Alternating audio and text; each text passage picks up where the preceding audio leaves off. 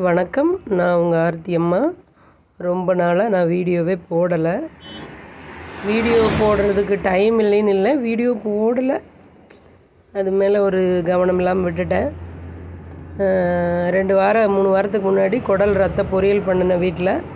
அதை வீடியோ எடுத்து வச்சேன் அன்னைக்கோடு. சரி, நான் வீடியோவே போடுற எனவே எனக்கு வரல. சரி, இன்றைக்கி தான் செல் எடுத்து பார்த்துட்டு இருக்கும்போது அந்த வீடியோவை எடுத்து வச்சோமே, அதை இன்றைக்கி எடிட் பண்ணி போட்டுருவோம் அப்படின்னு சொல்லிவிட்டு வேலையை ஆரம்பித்தாச்சு. குடல் ரத்த பொரியல் பண்ணுறேன். குடலை அவங்களே கடையில் ஓரளவுக்கு நல்லா கழுவி கொடுத்துருவாங்க. நம்ம வாங்கிட்டு நல்லா சுடு தண்ணி வச்சு 4-5 தடவை நல்லா கழுவிட்டு உப்பும் மஞ்சத்தூளும் போட்டு திருப்பி நல்லா கழுவிட்டு, குடல் கழுவுறதுல தான் இருக்குது குடலுடைய ஸ்மெல்லும் டேஸ்ட்டும், குழம்புனுடைய ஸ்மெல்லும் பொரியலினுடைய டேஸ்ட்டு இதெல்லாமே. நல்லா கழுவிட்டு ஒரு சின்ன குக்கரில் போட்டு கொஞ்சம் மட்டன் மசாலா 1 ஸ்பூனு, கொஞ்சமாக உப்பு நிறையா போடக்கூடாது.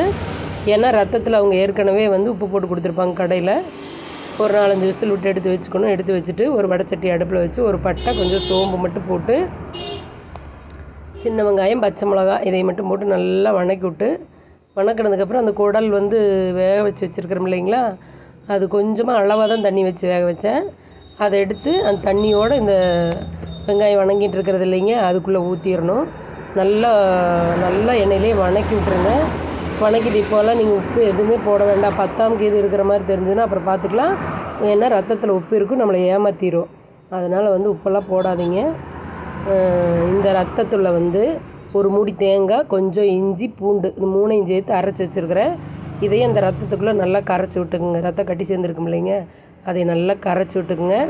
கரைச்சிட்டு அந்த குடல் வணங்கிட்டு இருக்குது இல்லைங்க, அதுக்குள்ளே எடுத்து இதை ஊற்றிக்குங்க. இந்த மாதிரி கரைச்சிங்கன்னா போதும். ரொம்ப கட்டிலாம் கரைக்கணுங்கிறது இல்லை. இதுக்குள்ளே எடுத்து அந்த ரத்தம் கரைச்சி வச்சுருக்கிறோம் இல்லைங்க, அதை எடுத்து இதுக்குள்ளே ஊற்றிடணும். ஊற்றிட்டு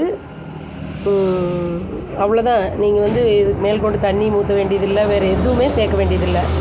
எங்கள் ஊரில் ஒரு ஹோட்டல் இருக்குது, வாணி ராணி ஹோட்டல்னு சொல்லி. அந்த ஹோட்டலில் ரத்த பொரியல் இப்படி தான் பண்ணுவாங்க.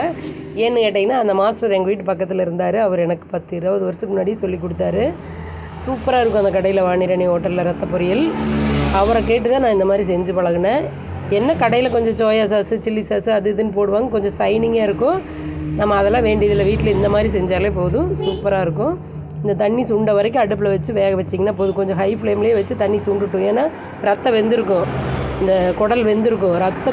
ரத்தம் சுண்டி வந்தால் மட்டும் போதும். அதனால் ஹை ஃப்ளேமில் வச்சு நல்லா சுண்ட விட்டு, நல்லா தண்ணி சுண்டுனதுக்கப்புறம் கொஞ்சம் சிம்மில் வச்சு பரட்டி விட்டு எடுத்து வச்சிட்டிங்கன்னா போதும். அவ்வளோதான், ரத்த பொரியல் ரெடி. சூப்பராக இருக்கும்.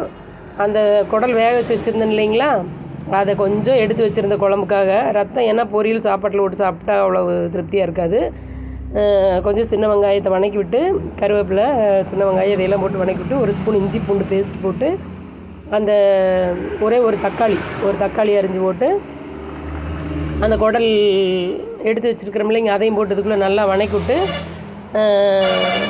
வீட்டில் அரைச்சி வச்சுருக்கிற கறி மசாலா பொடி போட்டு, கொஞ்சம் தேங்காய் போட்டு மசாலா அரைச்சி வச்சுருக்கிறேன், அதை எடுத்து உள்ளே ஊற்றி உப்பு அளவு பார்த்து, குழம்பு ரொம்ப கெட்டியாகவும் இல்லாமல் ரொம்ப தண்ணியாகவும் இல்லாமல் ஓரளவுக்கு வச்சுக்கிட்டா சூப்பராக இருக்கும். இட்லிக்கு, தோசைக்கு, சாப்பாட்டுக்கு எல்லாமே நல்லாயிருக்கும். இதில் கொஞ்சம் பட்டை, கிராம்பு வாசம் நல்லா தூக்கலாக இருக்கணும். அப்போ தான் குடல் குழம்புக்கு நல்லா இருக்குது. அதனால் பட்டை, கிராம்பு, 2 ஏலக்காய் இதெல்லாம் போட்டு அரைச்சிருக்கிறேன் நான். ஏன்னா ஆட்டுக்கறி வாசம், நான் ஆட்டுக்கறி சாப்பிட மாட்டேன். அதனால் கொஞ்சம் நல்லா ஸ்பைஸியாக அந்த மசாலாவோட வாசத்தோடு நல்லா இருக்கும்னு நினச்சி நான் போடுறேன். அவ்வளோதான், குடல் குழம்பும் குடல் ரத்த பொரியலும் ரெடி. சூப்பராக இருந்தது. நாங்கள் சாப்பிட்டு பார்த்துட்டோம். நான் போட்டிருக்கிறது இந்த மாதிரி தான். குடல் குழம்பு வைப்பீங்களா நீங்கள்? ரத்த பொரியல் இப்படி தான் பண்ணுவீங்களா அப்படின்னு எனக்கு கமெண்ட்டில் சொல்லுங்கள். நான் இந்த மாதிரி தான், எனக்கு ஒரு மாஸ்டர் வச்சு பழக்கி விட்டார். நான் அதையே ஃபாலோ பண்ணிகிட்ருக்கிறேன். சூப்பராக இருக்குது. பாய். இன்னொரு வீடியோவில் சந்திக்கலாம்.